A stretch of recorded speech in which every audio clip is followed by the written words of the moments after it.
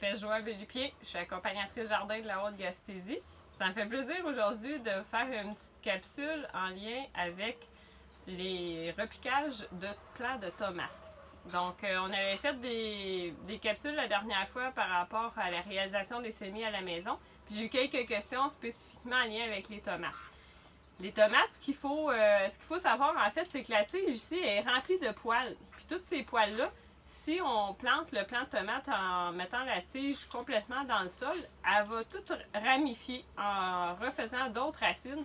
Puis elle va faire d'autres feuilles, d'autres tiges qui vont repousser par la suite. Donc, quand vous êtes rendu à repiquer les tomates, si vous avez manqué de lumière dans les premiers repiquages, ça se peut que le plant soit étiolé, donc ça devienne comme un fouet un peu mou ou coloré, pâle ou tout ça. Des fois, c'est parce qu'on manque de lumière puis la plante a cherché la lumière.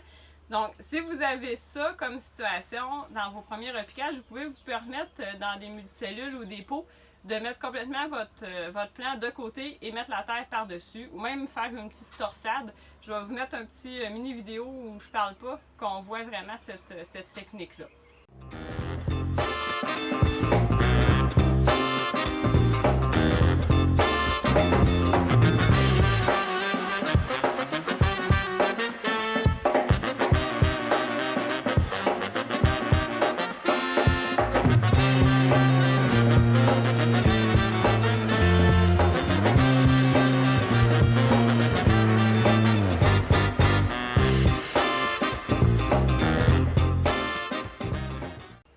Si vos plants sont rendus plus gros, comme ça, ce que vous pouvez faire quand vous êtes rendu à... Ça, c'est après plus qu'un repiquage. Donc, vous pouvez prendre votre plant. Là, ici, j'ai comme 2 plants.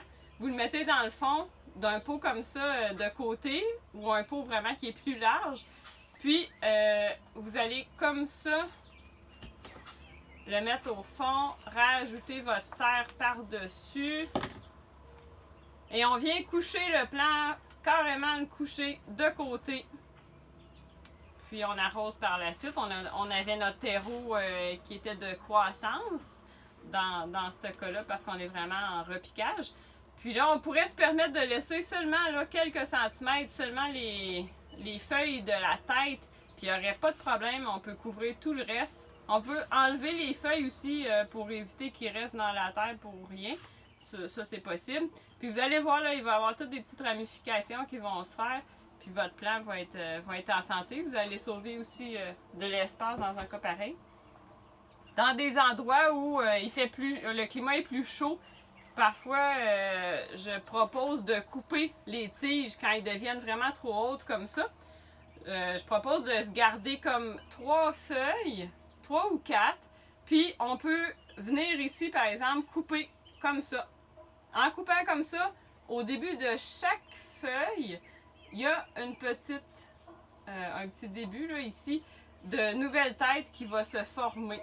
Donc, dans un cas pareil, là, ici, la deuxième plante, ici, je l'ai déjà coupée.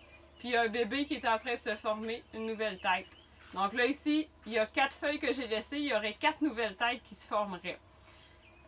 Puis là, on en garderait seulement 2 têtes pour la production. Mais ça, en Gaspésie, étant donné qu'on a un climat froid, ça retarde la floraison, donc ça retarde aussi la production de fruits. Donc, c'est moins à conseiller, à moins que vous ayez une serre ou que vous dites que si vous n'avez pas eu encore de récolte à l'automne, vous rentrez vos plants dans des pots jusqu'à la récolte. Mais, puis quand vous faites ça, quand vous coupez le dessus, là, la tête comme ça, vous pouvez même mettre la tête dans un pot d'eau, puis là, toutes les petites ramifications là, de base, là, ils vont devenir des nouvelles racines, puis vous pourriez planter cette plante-là dans la terre. Mais encore une fois, ça va retarder la floraison, donc c'est peut-être un peu moins conseillé là, en Gaspésie, à moins que vous ayez vraiment des variétés très très courtes. Puis là, ici, j'ai un plant qui est vraiment plus mature, puis là, il serait prêt à mettre, par exemple, au jardin, celui-là, ou direct à la serre. Bien, celui-ci, ce qu'on pourrait faire, c'est le même principe que je vous ai montré au niveau du repiquage. Donc, on le coucherait, puis je viendrais le planter direct en terre, complètement couché, en laissant seulement cette partie-là sortir de la terre. Donc ça, c'est pas le temps en Gaspésie de planter direct en terre, mais ça vous donne quand même une idée de comment on peut les planter quand vous allez être rendu là, dans votre processus de jardinage. Donc, bon jardinage, puis gênez-vous pas si vous avez des questions. Bonne journée!